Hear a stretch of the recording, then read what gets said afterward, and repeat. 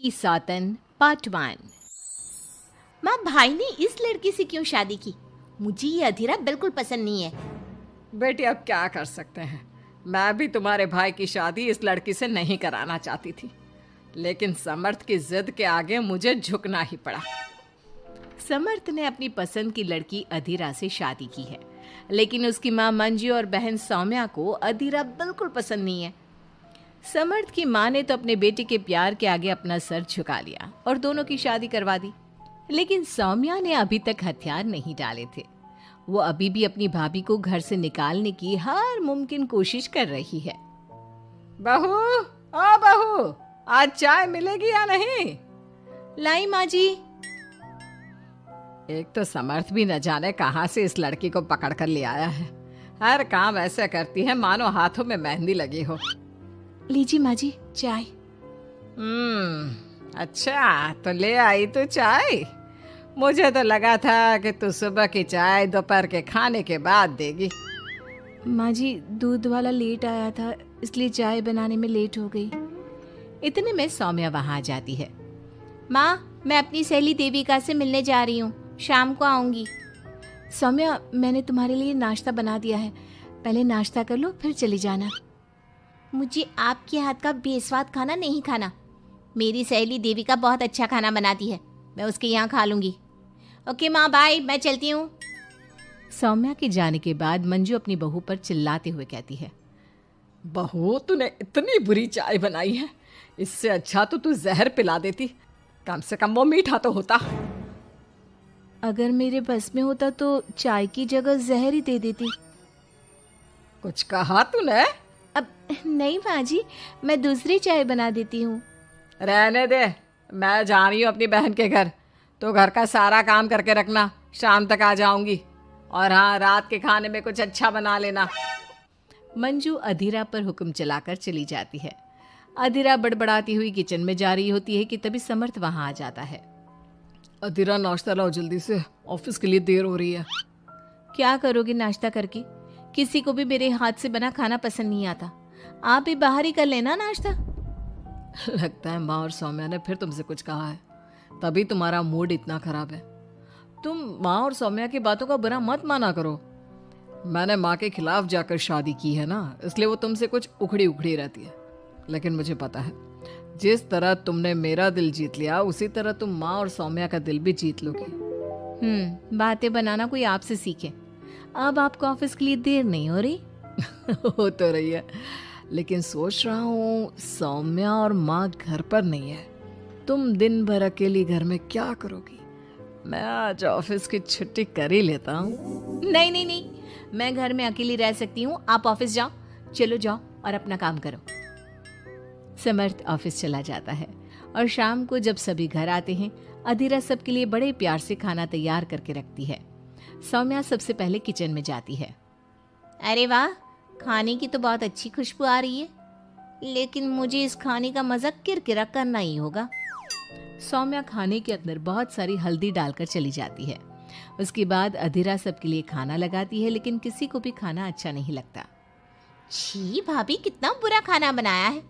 इससे अच्छा तो आप हमें मना ही कर देती कि आप खाना बनाएंगी ही नहीं, तो हम बाहर से ही कुछ अच्छा खाकर आ जाते। कम से कम हमारे मुंह का स्वाद तो नहीं बिगड़ता। बहू, तूने हम सबको सुबह बिना खाना खाए निकाल दिया, और अब भी हमें बिना खाना खाए सोना पड़ेगा। क्या करती हो अधीरा? तुम्हें खाना बनाना भी नहीं आता क्या? दिमाग खराब कर दिया। समर्थ गुस्से में वहां से चला जाता है। उसके पीछे पीछे सौम्या भी जाती है। भैया, हमने आपसे कितना मना किया था कि इस लड़की से शादी मत करो मत करो, लेकिन आपने हमारी एक नहीं सुनी। आप मेरी सहेली देविका को तो जानती हो ना, सुंदर होने के साथ साथ हर काम में माहिर है। सौम्या देखो, मैं वैसे ही परेशान हूँ, तुम मुझे और परेशान मत करो, जाओ यहाँ से। सौम्या ने समर्थ के दिल में अधीरा के लिए नफरत डालने की कोशिश की। अगली सुबह अधीरा जल्दी सोकर उठी और सबके लिए नाश्ता बना लिया, लेकिन समर्थ बिना कुछ खाए ही ऑफिस के लिए निकल गया। सौम्या भी ये सब नोटिस कर रही थी। उसने देविका को घर पर बुला लिया। देविका, आज भैया बहुत गुस्से में है। आज तुम ऐसा खाना बनाओ कि भैया उस अधीरा की तारीफ करना भूल जाए। सौम्या, तुम ये सब क्या कर रही हो? तुम्हारा भाई शादीशुदा है, वो कभी मुझसे शादी करने के लिए तैयार नहीं होगा। लेकिन तुम तो भाई से पहले से ही प्यार करती थी ना। हाँ करती थी, लेकिन ये उन दिनों की बात है ना। चुप रहो तुम। अगर तुम्हें भैया को पाना है तो तुम्हें वही करना होगा जो मैं कहूंगी। सौम्या ने जैसा जैसा कहा देविका ने वैसा ही किया।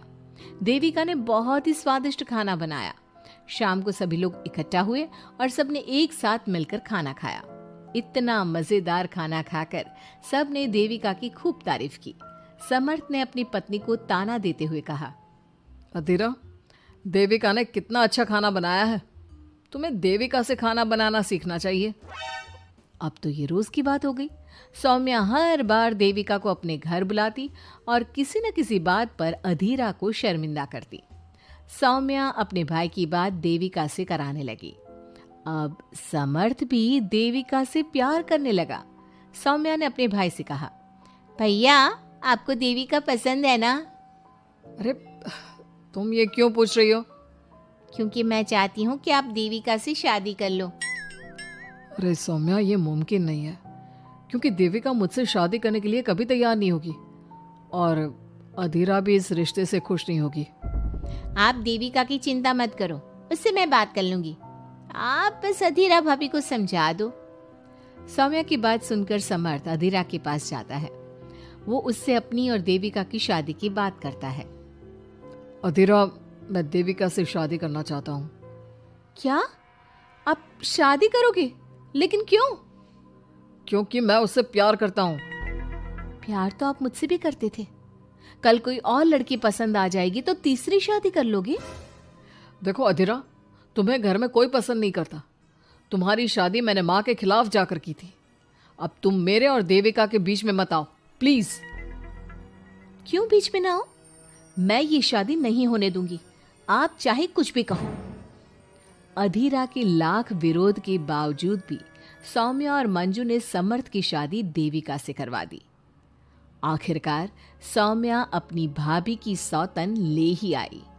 शादी के बाद देविका ने घर में आते ही घर वालों के साथ कैसा सलूक किया और अधीरा के साथ क्या हुआ, ये सब जानने के लिए इंतजार कीजिए।